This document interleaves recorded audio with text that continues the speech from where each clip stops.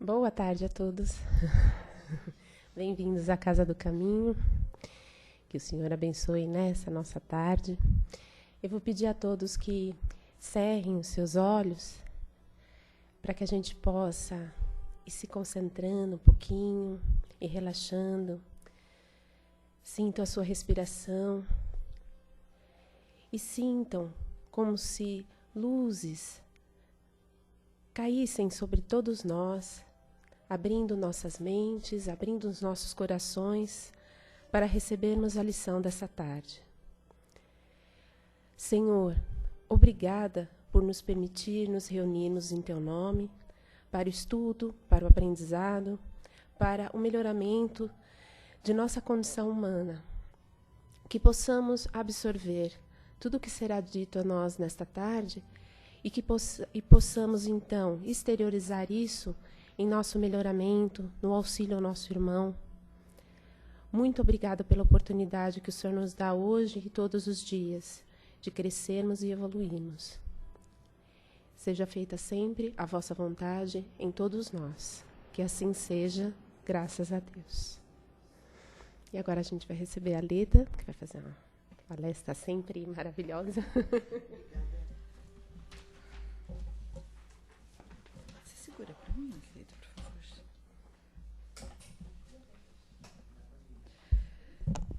Boa tarde a todos, queridos, né?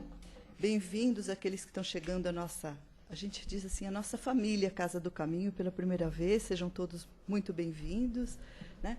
Uma alegria muito grande.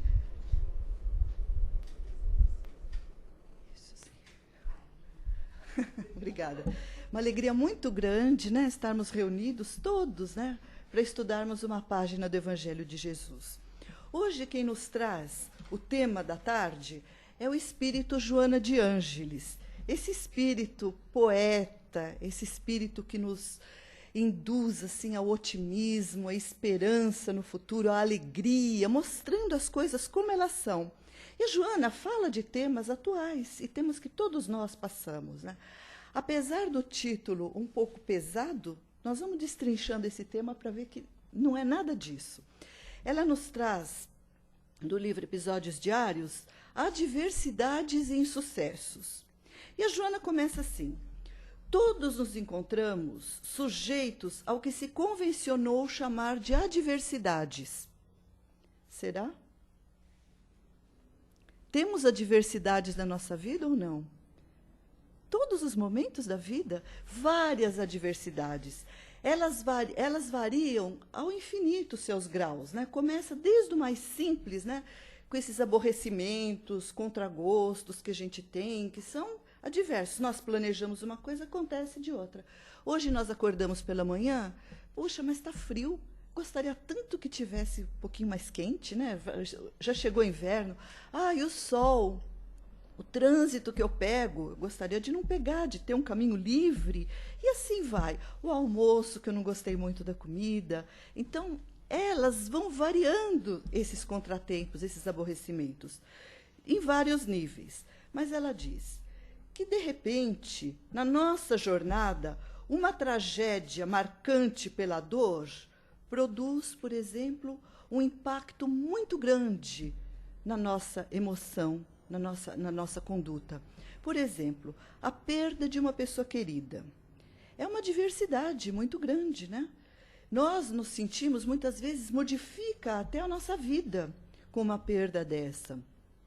E ela vai dizendo, essa já num nível mais elevado, né? Não no dia a dia, nessa nossa vida corriqueira, mas algo grande assim. Outra coisa, por exemplo, um prejuízo grande financeiro. Quem não sofre, quem quantas vezes não muda o rumo de uma vida por um grande prejuízo desse, embora sendo material? Muitas vezes acontece. Nós acabamos de ver, né, o que aconteceu com o terremoto, quantos e quantos perderam família, mais de 7 mil mortos no Nepal, né? Criaturas que perderam tudo. Então, com certeza, modifica a vida. Então, são adversidades grandes na vida. Joana de Ângeles também nos faz a reflexão de enfermidades grandes, severas, catalogadas como irreversíveis. Também mudam, às vezes elas vêm até para mudar a nossa postura, mudar o rumo da nossa vida, mas são adversidades grandes que mudam a nossa conduta. Então, em vários níveis. Então, essas adversidades, muitas vezes, mudando esse rumo, nos faz reconsiderar a nossa caminhada. Nós temos que evitar a síndrome de Procusto. Muitas vezes eu falo aqui nas palestras do Procusto, né? O que é a síndrome do Procusto? Procusto, ele era um hospedeiro. Então, ele recebia os seus hóspedes e ele tinha uma cama com determinado tamanho.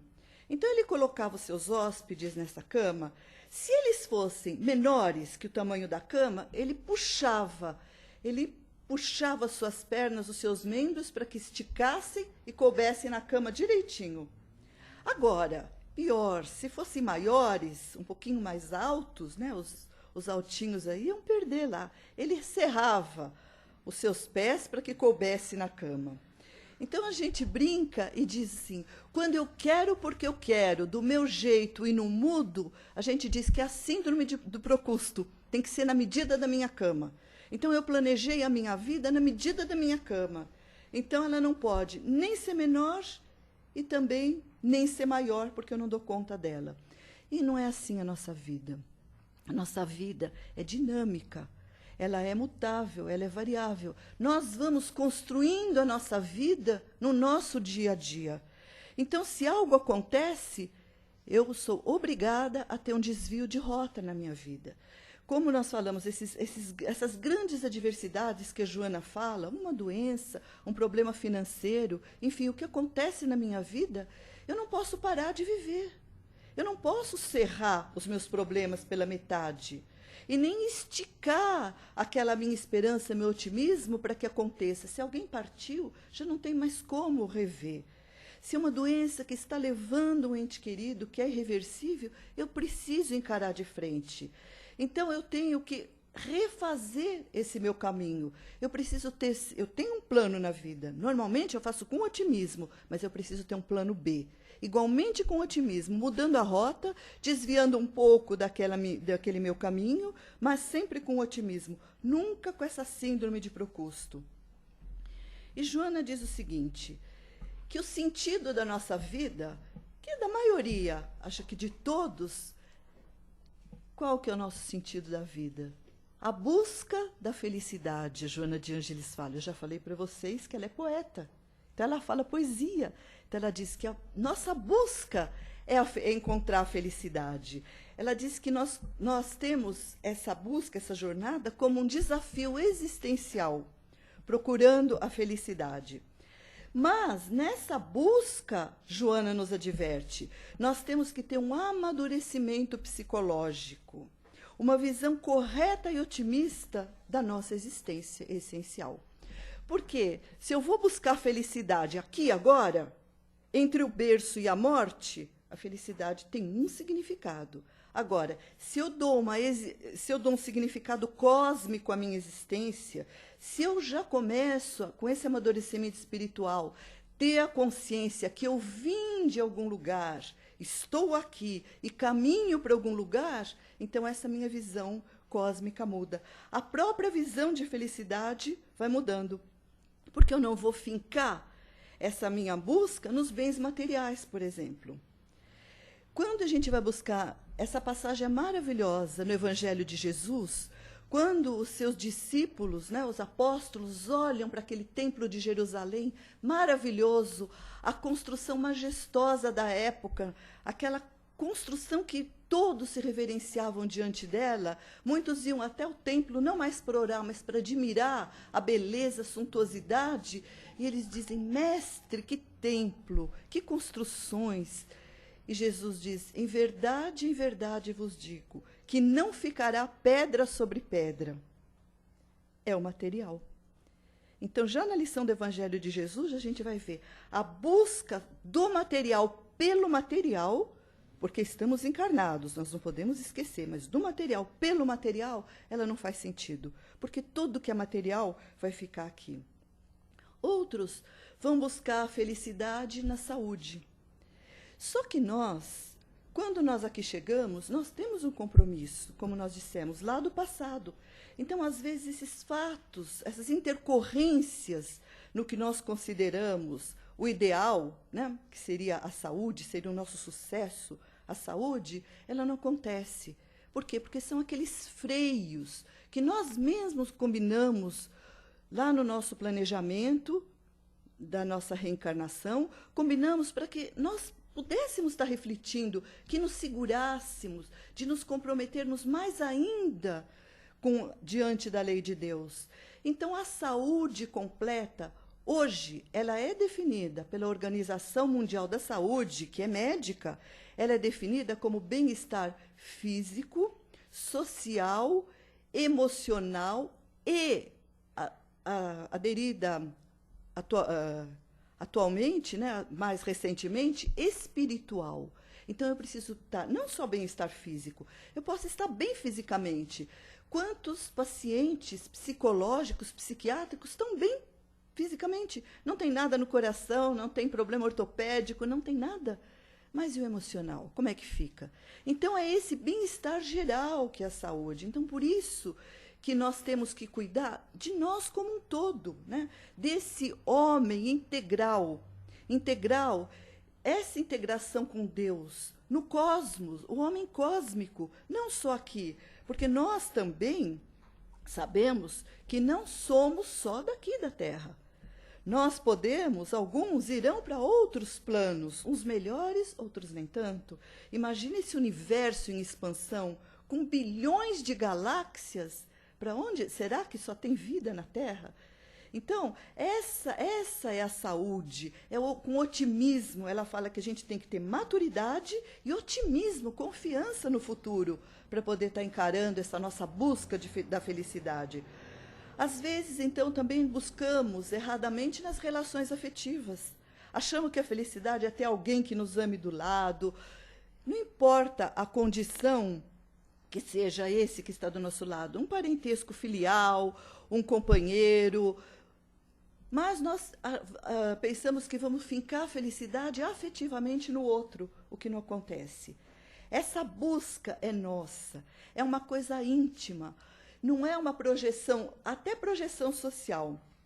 Nós fomos buscar, para a gente refletir um pouco sobre esse tema de adversidade, na revista Veja, olha que interessante, de abril de 2000, tem uma matéria assim: a Tina Onassis, alguém já ouviu falar desse nome, Onassis? O Onassis, o armador grego, um dos homens mais ricos do mundo, ele tinha várias ilhas, ele tinha frotas de navio transatlânticos, avião, ele tinha tudo, riquíssimo, milionário. Ele, inclusive, casou com uma das mulheres mais poderosas, que tinha a maior projeção social da época, que era a Jackie Kennedy, né? Na época. Então, ele teve tudo que ele pôde. E as coisas que ele teve, onde ficou? Quando ele partiu, ficaram tudo por aqui. As ilhas, os seus iates, seus veleiros, enfim, tudo ficou por aqui. Aí ele teve uma filha, que é a Cristina. A Cristina herdou tudo dele, porque nessa viagem ele não levou nada. As ilhas ficaram todas aqui, toda a sua fortuna. Aí a sua filha, Cristina, que herdou tudo, o que aconteceu com ela? Vocês lembram da história? Ela se suicidou. Com toda essa riqueza, todo o poder que ela tinha, ela se suicidou. Então, aparece aqui na Veja de 2000 a Tina. A Tina é a neta de Onassis e a filha da Cristina. Então, a matéria da Veja diz o seguinte: a Tina está preocupada com o que vai ser de sua vida depois de receber $1,5 bilhão a que tem direito. Ela acha que o dinheiro não trouxe felicidade para a sua família e está disposta a se livrar da parte da fortuna em troca de uma vida normal. É para a gente refletir ou não é para refletir? E outros tantos casos que nós podíamos citar, né, buscando a felicidade de um lado errado. Então, a gente vai buscar um filósofo para ajudar a gente, né? A Joana está falando. Buscar um filósofo, o filósofo grego antigo, lá da terra do próprio Onassis, né? Platão e Sócrates. O que eles falam da felicidade? Fora? Não, eles mostram dentro. Platão diz o seguinte, que é a capacidade da alma de cumprir o seu próprio dever. Quando estamos com o dever cumprido, somos felizes, estamos tranquilos e temos a paz que nós tanto almejamos, que podemos até traduzir em felicidade, essa tranquilidade, esse equilíbrio emocional. E Sócrates, olha, 500 anos antes de Jesus. Felicidade é a ordem espiritual ou harmonia interior. Antes de Jesus, Sócrates dizia isso, né? Então, não adianta eu ir em busca dela, ela está dentro de mim. Conforme eu encaro a vida, conforme eu encaro os presentes que Deus me oferece, que a vida, se eu retribuo ou não, como é que eu vivo, como é que eu lido com tudo isso, né? Essas informações, nós estamos sendo diariamente subsidiados de recursos, de informações, para que a gente possa refletir e dar o valor que as coisas têm. A gente busca em Jesus também. Jesus disse que a gente tinha que buscar a verdade. E, na verdade, Jesus dizia, o meu reino não é desse mundo. Então, não adianta buscar por aqui, porque a felicidade, ela não está em coisas, pessoas, em ser. Ela está não está em ter, ela está em ser. Quando eu sou feliz. Então, é um processo interior, interno que eu tenho. Allan Kardec pergunta no Livro dos Espíritos, ele faz uma pergunta para os espíritos. Será possível o homem ser feliz aqui na Terra? O que ele precisava para ser feliz? Então, os espíritos respondem que para a vida material, olha, isso já é uma definição já mais contemporânea. Para a vida material, porque estamos encarnados. Eu não posso dizer que eu consigo me dispor de tudo. Eu preciso me alimentar, me vestir, morar, né? Então, os espíritos respondem, para a vida material, a posse do necessário. Que nós precisamos do necessário para nos abrigar, nos alimentar, para nos sustentar a nossa vida biológica. E para a nossa vida moral, a consciência tranquila e fé no futuro. Não é só consciência tranquila, os espíritos falaram, consciência tranquila e fé no futuro. Se eu não acreditar que eu tenho um futuro, que eu tenho uma vida pela frente, o que eu estou fazendo aqui? Então a gente está andando naquele túnel que a gente não vê uma luz lá no fundo, no escuro. Então eu preciso acreditar. Então esse otimismo que a doutrina nos traz, mostrando que amanhã ele não depende de um, de outro, de quem está do meu lado, depende de mim, do caminho que eu estou percorrendo.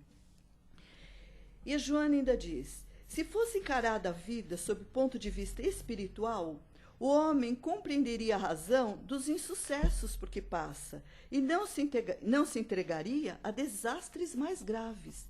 Porque, às vezes, por causa dessas adversidades, desses insucessos, quantos que não tomam uma atitude errada? Alguns chegam até a loucura com as suas perdas. Enlouquecem, literalmente enlouquecem com as suas perdas. Outros chegam, pior ainda, até o suicídio, até tirar a vida, porque não tem essa consciência, não tem essa maturidade, esse otimismo no amanhã. Existe ainda as fugas, né, que se faz. Ah, mas por que será que isso acontece? Por que Deus permitiu que isso acontecesse comigo? Então a gente foge de alguma forma. Se foge pelas drogas, se foge delegando essa responsabilidade a outros, às vezes até os espíritos. Ah, mas eu vou lá no centro, recebo passe e a minha vida não consegue mudar. Mas não é, o espírito faz tudo o que ele pode, tudo que Deus permite, mas eu estou mudando? Então sou eu. O espírito está na dele. Esses amigos, amados, queridos, estão cumprindo a missão dele. Eu estou cumprindo com a minha? Então é esse o processo, não é de fora para dentro, e sim de dentro para fora.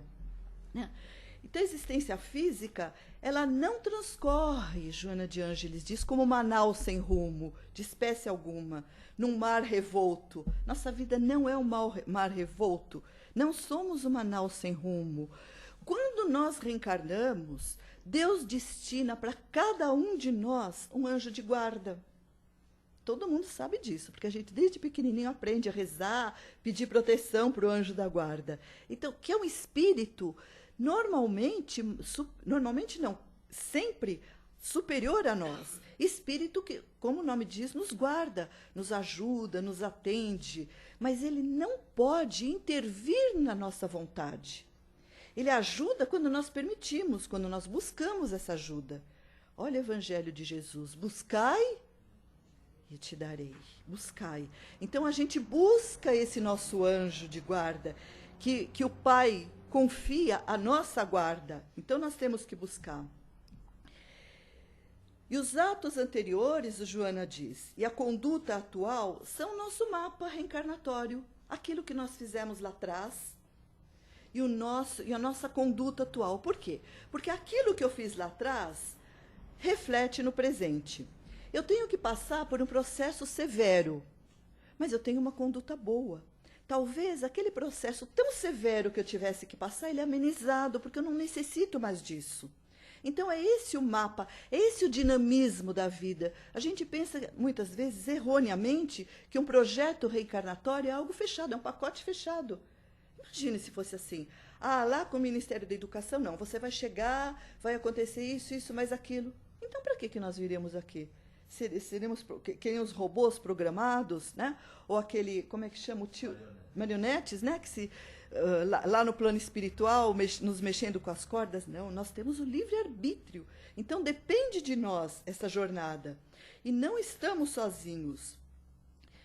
Então, realmente desastrosos são os males que se praticam em relação ao próximo. Jesus diz, fazer ao outro o que gostaria que fosse feito para você. Fazer para aquele como se fosse para mim. Então, esse é o mal maior. Esse é o que mais pesa na minha consciência. Porque aquele mal que eu faço para mim, vai refletir? Vai, claro. Se eu cometo excessos comigo, eu como demais, eu bebo em excesso, eu não tomo cuidado com a minha saúde, vai refletir para mim mesmo. Eu vou ser herdeiro desses meus atos, mas se eu faço para o próximo, a responsabilidade é muito maior diante da lei de Deus. Aquele que eu estou fazendo para o outro, Jesus já dizia, a lei se resumia em amar a Deus sobre todas as coisas e fazer ao próximo como se fosse para você. Aquilo que você gostaria que te fizessem, né? Então, é essa consciência que nós temos, que a doutrina nos dá, essa consciência que não vem de fora, ela é nossa, porque é essa energia pensante, como é que se pode descrever, dar um sinônimo para a consciência? Uma energia pensante, que ela pré-existe ao corpo e sobrevive a ele. Então, essa energia pensante, no espírito, está registrado todos os nossos atos, bons e ruins. Então, nós percebemos que somos herdeiros de nós. Ninguém nos fez mal, Deus não permitiu, nós fizemos, causa e efeito, ação e reação. Então, recebemos, né? A vida reage a nós de acordo com o que nós agimos para ela. Então, não tem autores externos, o autor somos nós. Autores, Evangelho segundo o Espiritismo, somos autores dos nossos próprios infortúnios. O Evangelho segundo o Espiritismo. Então, nós somos protagonistas da nossa vida, né? Ninguém nos dirige, nós é que fazemos o nosso caminho, a nossa jornada. Então, tem uma historinha que diz o seguinte, que existe um juiz que ele era muito justo, um juiz justo, redundância, mas era um juiz justo. Ele foi numa cadeia para julgar aqueles casos que estavam ali. Então, ele chega no primeiro prisioneiro que estava na cela e pergunta, mas o que aconteceu, né? Ele, por que você matou uma pessoa? Ele falou, pois é, eu discuti com o ladrão dos meus cavalos. E eu não tinha intenção de matar, mas no auge da discussão, eu estava tão empolgado que ele tentou me agredir, eu tirei a faca e acabei matando. Eu estava com a cabeça turva, cheia de problemas, e fui tomar satisfação, acabei matando. Mas aqui na cadeia, já conversei com uma pessoa que veio nos fazer uma visita, que é muito comum em cadeia, né? Ir falar do Evangelho. Conversei com essa pessoa E hoje eu me arrependo muito do que aconteceu. Jamais eu agiria da mesma forma. Não deixaria dessa maneira o sangue subir a minha cabeça. Então, esse homem justo e bom, ele tirou esse prisioneiro da cela e encaminhou para um médico, para que ele fizesse um tratamento dos nervos. Aí ele vai à segunda cela e diz o seguinte: mas você, o que acontece? Você espancar o seu pai? Por isso que você está aqui, é por isso mesmo que eu estou aqui. Eu espanquei, porque na minha ignorância, eu bebi em excesso e numa discussão, meu pai não quis concordar, estava me questionando porque eu bebia tanto, e eu acabei batendo, esbofeteando, ele caiu, se machucou e fui preso, estou aqui na cela. Mas, conversando com as pessoas que aqui estiveram, eu entendi que eu não devo jamais fazer isso, nunca mais eu deverei beber novamente para perder o controle dos meus atos, porque eu não tive controle, realmente não tive essa intenção de matá-lo. Aí o juiz, né, o homem bom, ele pega esse prisioneiro, retira da cela e indica uma escola para ele, para que ele aprendesse, para que os professores o orientassem, o mal que causa a bebida, enfim. Aí ele pega numa terceira cela, um prisioneiro que havia roubado no supermercado. Aí ele pergunta: mas você está aqui porque você roubou? Sim, eu roubei porque eu preciso muito desse alimento, né? Eu ganho muito pouco e não dá, porque eu tenho que sustentar, além de tudo, os meus avós que são paralíticos. Então, no sustento deles, o que eu tenho recebido aqui, como eu sou analfabeto, eu não ganho muito e preciso sustentar, então precisei roubar. Mas hoje aqui, na prisão, eu vejo que eu não devo mais fazer isso, eu me arrependo muito do que eu fiz. Então, o homem bom retira esse prisioneiro e indica um guia espiritual. A última cela, lá no fundo, não vou esticar muito não, que está lá no fundo da prisão, o homem bom chega e encontra um homem muito orgulhoso, que sequer desvia o olhar dos olhos do juiz. E ele fala: mas você precisava de roubar uma joia? Eu roubei, sim, uma joia de um homem rico, porque como ele é rico, ele não precisa de tudo isso. Eu não me arrependo nem um pouco. Eu conheço as leis, eu sei que não pode roubar, mas por quê? Por que Deus dá tanto para uns e tão pouco para outros? Eu tenho o direito de ter o mesmo que ele tem. Eu roubei, sim, e não me arrependo. Aí o homem bom, que não foi tão bom nesse caso, pede que ele volte de novo ao cárcere e que receba umas chibatadas para aprender a lição. Então, se um homem bom, encarnado, faz isso com os presidiários, nós podemos nos colocar na condição dos faltosos. O que Deus, na sua bondade infinita, na sua misericórdia, aonde que Ele nos direciona? O que Ele recomenda para nós?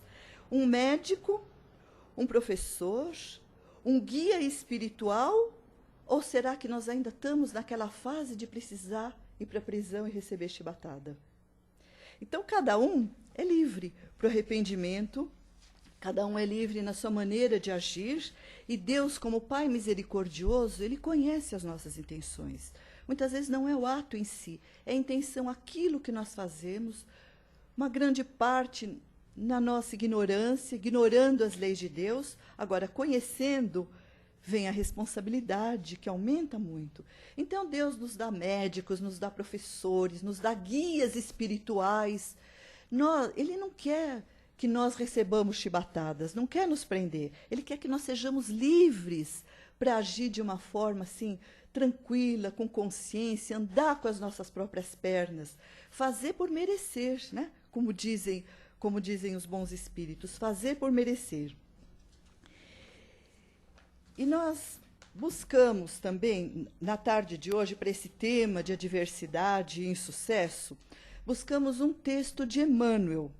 O Emmanuel é maravilhoso também, ele, através de Chico Xavier, da sua psicografia, o que Emmanuel fala da nossa vida, né? Uma lição de vida que ele diz.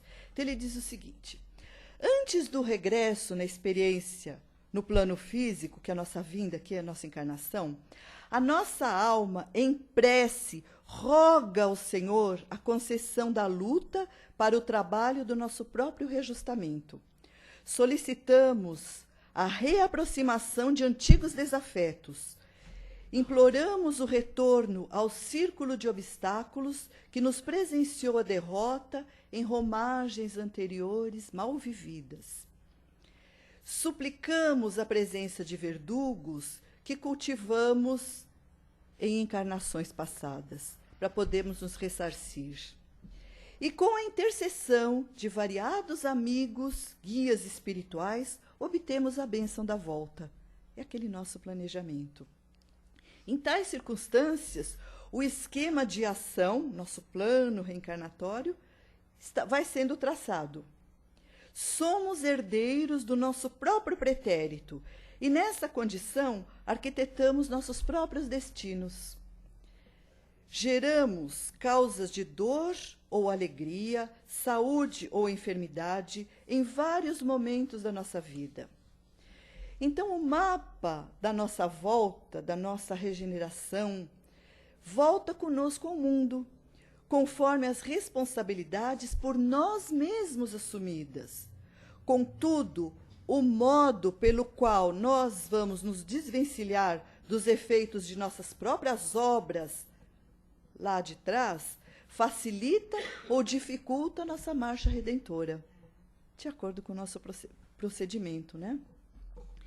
Na preparação do futuro, a vida nos oferecerá amanhã paz ou luta, felicidade ou provação, luz ou treva, bem ou mal, de acordo com a nossa conduta.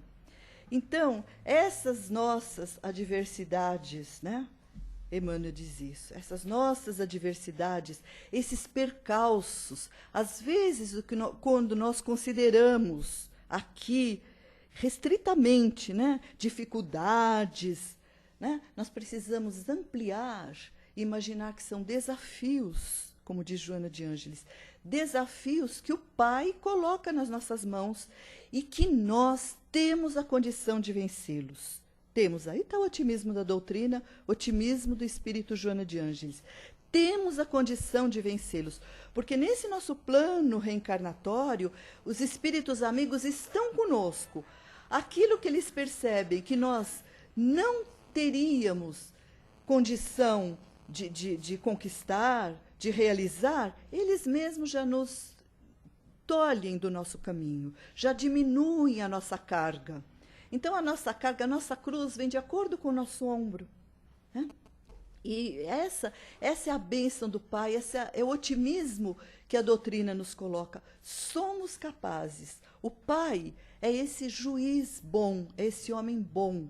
Então, não é que ele julga, ele nos proporciona meios. Uns precisam de médicos para se curar, outros de professores, outros ainda de cárcere. Então, se nós somos renitentes, não aprendemos a lição, então temos que ficar presos, né? Assim a lei dos homens, especialmente a lei de Deus, né? Então, que essas adversidades sejam assim desafios para o nosso avanço, porque a doutrina ela é toda pautada no otimismo, na esperança, na vontade de melhorar, nos mostrando aquela luz maravilhosa que se reflete lá na frente e que nós vamos caminhando como mariposas, né? Que a gente vê no verão, no calor, que elas vão para a luz, nós vamos como mariposas nesse deutropismo, ou seja, essa direção a Deus. A planta não faz o fototropismo, vai em direção ao sol, nós temos que fazer o deutropismo, em direção a Deus, essa luz que Ele nos ilumina. Que Jesus os abençoe. E para encerrar, desejando a todas as mamães, né, todas aquelas que são mães, que orientam, que ajudam, as que serão, as que foram, as mães que já estão, né, na espiritualidade, que tenham assim, um domingo de muita alegria. Obrigada, Lê. Vamos ver agora. Agora é o momento, né, de vocês participarem. Se alguém tiver uma pergunta ou uma colocação, né? A Leda está aqui. Foi tão boa a palestra, muito boa. Muito boa. Alguém? calma, nem todo mundo, né, de uma vez. Ninguém quer falar nada hoje? Deixa eu falar mais uma coisa. A gente está falando, né? A Joana de Angeles está falando da diversidade, né? Vocês sabem como começou o Dia das Mães, né? Foi de uma diversidade também. Foi uma americana, obrigada, a Ana, que perdeu a sua mãe, que trabalhava numa guerra civil. Ela perdeu a mãe e entrou em depressão. Como a Joana diz, esses são fatos, né, que nos levam a atitudes, assim, a reações. E ela entrou em depressão. Então, as amigas ficaram muito preocupadas, porque ela era uma moça alegre, e resolveram fazer uma festa em homenagem à mãe dela, que tinha partido, né? Que tinha desencarnado. E fez tanto sucesso que no ano seguinte repetiu essa festa, e no outro ano repetiu, e hoje ela é mundialmente, né? É mundial essa data, essa comemoração. E de uma diversidade, né? Surgiu toda esse evento, né? Toda essa comemoração, que a gente fala, é comércio. Pode ser. Tem a parte comercial também, mas obriga a cada um lembrar da sua mãe, das que estão aqui, daquelas que já foram. É um dia que fala, é o dia da mãe. Queira ou não queira, está tudo exposto aí, é o Dia das Mães. Você vai em qualquer lugar, você passa no ônibus, no metrô, né, até a propaganda, você é obrigada a pensar. Uns não precisam, felizmente já não precisam desse dia para lembrar da mãe, mas quantos precisam ainda? Então ela tem o seu sentido positivo também, porque tem ainda aqueles filhos que precisam ser lembrados no segundo domingo de maio. Nós que lembramos todos os dias do ano, somos abençoados, né? E lembrar, especialmente, desculpa que a emoção é grande, né? E nós temos que lembrar também, especialmente nesse mês de maio, da nossa mãe Maria Santíssima, né? Que nos abençoa, que a gente sempre pede que ela nos cubra com seu manto de proteção, né? Porque quem de nós não precisa de ter essa segurança e essa proteção aqui na Terra? Então, sempre lembrando da Nossa Senhora. Que Jesus nos abençoe. Obrigada, Lili.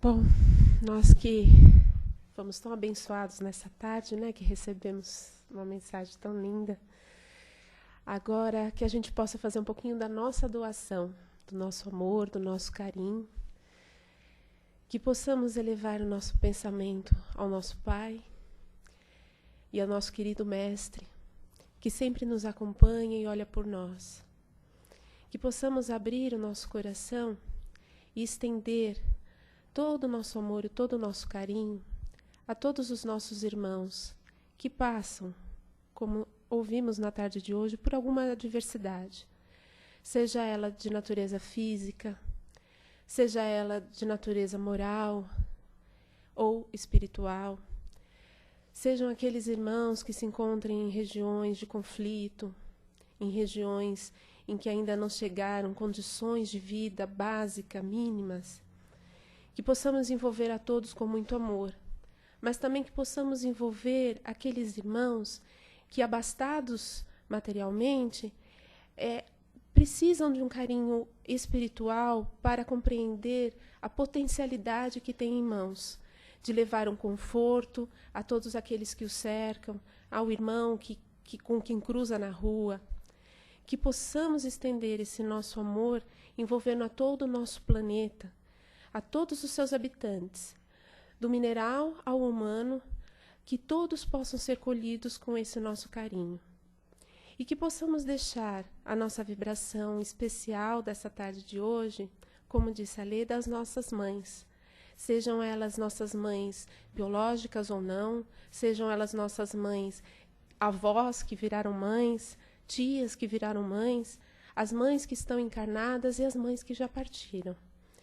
Que a nossa grande, maravilhosa e doce Mãe Maria possa envolver a todos nós e possa despertar o amor em cada um de nós sempre, por todos aqueles que estão ao nosso redor. Que esse amor possa prosseguir por todos os nossos dias e que possamos sempre permanecer nesse estado de docilidade e de união fraternal, em que eu sei em que eu acho que todos nós sabemos é o desejo maior dessa mãe querida, que ama Maria. Mestre, obrigada. Obrigada mais uma vez pela oportunidade de nossa reunião, pela oportunidade de nosso aprendizado. Que assim seja, graças a Deus. Desculpa, gente, pela emoção.